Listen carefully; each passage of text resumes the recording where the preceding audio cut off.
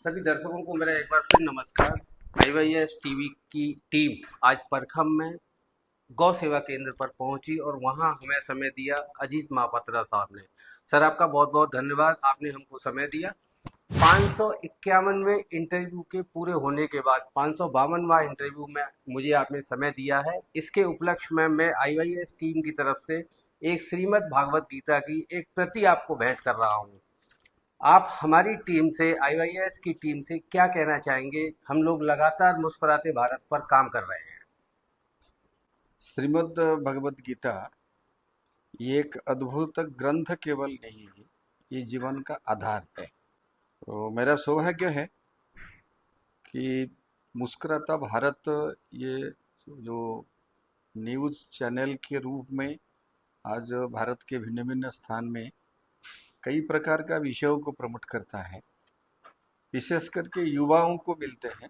युवाओं के अंदर जो हमारा भविष्य भारत है, उसके मन के अंदर में जो विश्वास और साधना की या समर्पण की भाव को जागृत करते हैं, तो वो एक अच्छी योजना है।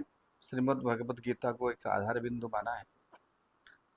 मैं सौभाग्यशाली हूँ इस प्रकार का एक चैनल के साथ में अपने आप को जोड़ने के लिए।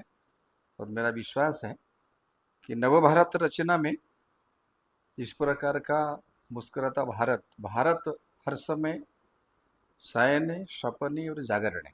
स्वप्न अवस्था में, जागृत अवस्था में, निद्रा अवस्था में जो अंतर मन काम करता है, निद्रा अवस्था में ये हर समय कैसे मुस्कुराता रहे, तो इस प्रकार के अभियान के रूप में ये चैनल काम कर रही है। मैं इसको धन्यवाद देता हूँ।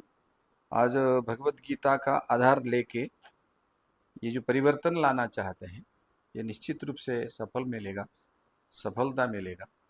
इसके लिए मैं साधुवाद देता हूँ। धन्यवाद।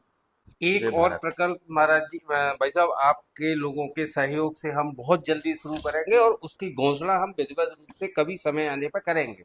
हम लोग गांवों में जाएंगे और उन गौ सेवकों से मिलने का प्रयास करेंगे जिनके यहाँ गाय, देसी गाय पलती है या गाय पलती है, गाय दूध देती है या नहीं देती है, लेकिन वो गाय को पालते हैं। उन लोगों से हम लोगों का एक प्रयास है कि हम 21,000 या 11,000 लोगों से मिलें। तो आप लोगों का सहयोग हमें हमेशा मिलेगा और भगवान श्री कृष्ण की लिखी हुई, शब्दों से लिखी हुई श्रीमद् भागवत गीता लोग अपने दैनिक कर्मों में किस तरह से पिरो सकते हैं और उससे राष्ट्रीय चिंतन में और राष्ट्रीय विकसित भारत की तरफ किस तरह से योगदान कर सकते हैं।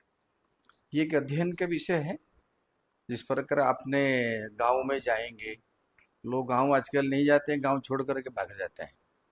लेकिन कुछ ऐसे लोग मन बनाते गांव जाते हैं। लेकिन गांव जाने के बाद में वास्तव में गोमाता की जो कर्मस्थली है, उनकी जो वास्तव में घर है, गोकुल है, आप वहां तक जाना चाहते हैं। और उस गोमाता की सुरक्षा वो केवल किसानों के पास में ही रह सकता है। ये जो आपकी अभियान है, इस अभियान वास्तव में प्रशंसनीय है और उसमें आप जरूर आगे बढ़िए। इसमें हर समय हम साथ में हैं। भाई साहब, आपने समय दिया, बहुत बहुत शुक्रिया। जय श्री राम।